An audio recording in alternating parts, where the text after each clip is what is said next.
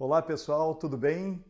Então, dando continuidade ao treinamento, às aulas sobre o complexo do ombro, sobre o complexo articular da cintura escapular, nós, quando pensamos no ombro especificamente, invariavelmente nós pensamos nessa região superolateral, ao lado do grande peitoral, abaixo, então do trapézio, e esta articulação, este complexo, ele é formado e ele necessita principalmente de 4 articulações, 3 delas verdadeiras e uma delas chamada de articulação falsa. Bom, quais são elas? A primeira articulação, quando nós imaginamos o ombro, nós estamos falando da articulação glenohumeral ou escápulo-humeral. Ou seja, é a junção da cavidade glenoide, que nós falaremos um pouquinho mais adiante, junto com o osso do húmero, que forma o braço. Logo adiante, nós temos uma outra articulação menor, e não menos importante, aliás, todas as articulações são importantes, que nós chamamos de articulação acromioclavicular. Ou seja, é a região onde são unidos ou são juntos, são encontrados os ossos da clavícula com a porção do osso escapular, ou seja, a porção acromial. Por terceiro, nós temos a outra articulação chamada de esternoclavicular, ou mais precisamente, manúbrio clavicular. E por fim, nós temos então a articulação falsa, que eu tinha relatado anteriormente, que por não ter as propriedades de bursa sinovial, de não ter então os ligamentos, não ter a cápsula articular, existe uma articulação por deslizamento, especificamente, principalmente da região do subescapular com o serrátil anterior.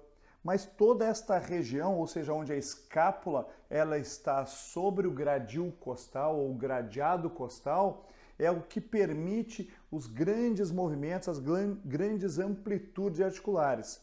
Se você, por exemplo, se você travar o seu ombro, se você travar a sua escápula, segura a sua escápula e tenta fazer uma abdução sem deixar a escápula se movimentar. Ou seja, se a escápula não promover uma rotação superior, dificilmente eu farei, aliás, eu não farei de uma forma saudável um movimento na articulação glenohumeral e nem tampouco também nas outras articulações coadjuvantes ou articulações que pertencem ao cíngulo escapular, ok? Tanto para abdução quanto para flexão, enfim, vários são esses movimentos.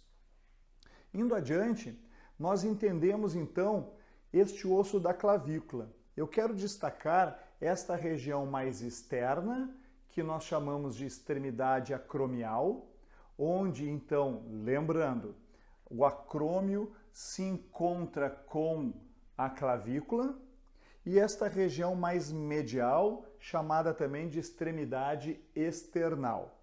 Estas duas porções, as duas extremidades da clavícula, elas que fazem a articulação ou com manúbrio ou com acrômio. Indo adiante, se nós prestarmos atenção nesta vista posterior, presta atenção aqui, eu tenho o ângulo inferior da escápula, eu tenho a margem ou borda medial da escápula, a margem superior da escápula e a margem lateral ou borda lateral da escápula. Se vocês prestarem atenção, eu tenho aqui uma proeminência óssea que nós chamamos de espinha da escápula. Olha como é fácil. Acima ou acima da espinha da escápula, eu tenho uma fossa supraespinhal. E eu tenho abaixo desta espinha da escápula uma fossa que a gente chama de infra, ou seja, abaixo da escápula, ou fossa infraespinhal. Fácil, né? Buenas. Seguindo adiante, nós podemos notar que a porção distal da espinha da escápula forma então o tão famoso acrômio, que é extremamente importante a sua morfologia, tanto para a performance e principalmente para a minimização das lesões. Quando eu digo tanto para a performance, é porque se você tem um acrômio, nós temos 4 tipos de acrômio que falaremos numa outra aula. Se você tem um acrômio plano ou reto, dificilmente você terá uma compressão, se você cinesiologicamente treinar o seu atleta, ou o seu aluno, ou o seu paciente, dificilmente você terá uma pressão e, por consequência, uma lesão de supraespinhal da região do manguito rotador, ok? Desculpa, voltando um pouquinho, se nós olharmos com esta vista lateromedial, nós podemos enxergar então a cavidade glenoide, aqui o acrômio com uma outra vista, agora uma vista lateromedial, e o processo coracoide, onde nós temos estas evidências, essas proeminências ósseas, como todas as outras do nosso corpo, muitas vezes servem como ancoradouros para ligamentos ou para tendões, ou até para poneuroses. Enfim, com esta vista agora antero-posterior, ou seja, esta região aqui é a região anterior da escápula, na verdade o que foi realizado foi retirado, imagina então, eu estou deixando a minha escápula e eu me retiro de cena. O que ficou somente a escápula, nós chamamos esta região de região ou face costal. Costal porque está próximo às costelas, ok? Não porque está atrás, é porque está próximo às costelas. Então, olha o quão rasa é a cavidade glenoide.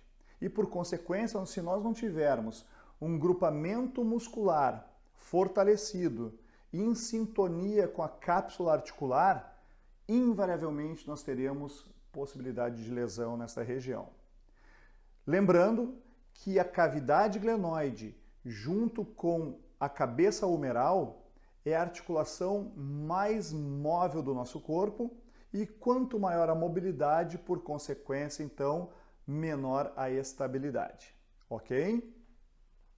Se nós notarmos, e depois eu vou falar sobre cinesiologia, né, dos movimentos da cintura escapular e do ombro, vocês podem notar que a nossa escápula, ela encontra-se aproximadamente, se nós traçarmos um ângulo reto, ou seja, se eu fizer um corte sagital e um corte frontal, ou seja, eu tenho o meu plano sagital e eu tenho meu plano lateral, o plano frontal. Eu formo 90 graus. Pois é, a minha escápula no gradil costal, invariavelmente, ela se encontra a 30 graus, ou seja, é este ângulo aqui de aproximadamente 30 graus, ok? Então, os movimentos, para se tornarem mais seguros, eles devem acontecer por uma questão de segurança, não estou falando em performance, em torno de 30 graus. Tanto o movimento de abdução, com o cotovelo completamente estendido, assim como também o movimento de abdução com o cotovelo em flexo-extensão. Ok? É mais seguro, é uma questão de segurança que a gente vai falar um pouquinho sobre performance futuramente e sobre, efetivamente, como fazer algumas reabilitações. Destacando a epífise, quando nós falamos em osso, nós temos então a epífise proximal, a epífise distal e a diáfise do húmero desses ossos longos, né? Em fase de crescimento, nós temos o disco de crescimento, que nós chamamos também de metáfise.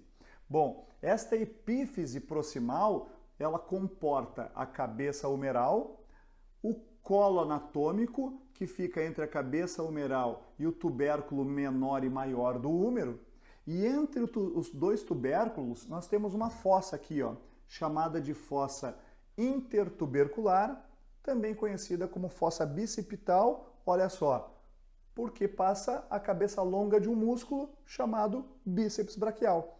Então, eu quero que vocês guardem na memória, porque esta região é de suma importância para que a gente venha estudar cinesiologia. Perfeito? Vamos adiante então.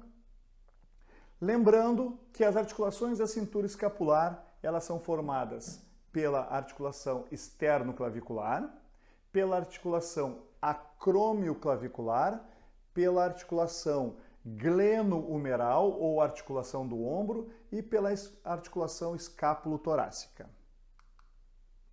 Mais adiante, eu falarei então no próximo encontro sobre os ligamentos e sobre os tecidos passivos que formam então este complexo do ombro. Ok, gente? Um grande abraço, muito obrigado, foi um prazer, um forte abraço, nos vemos na próxima semana. Obrigado!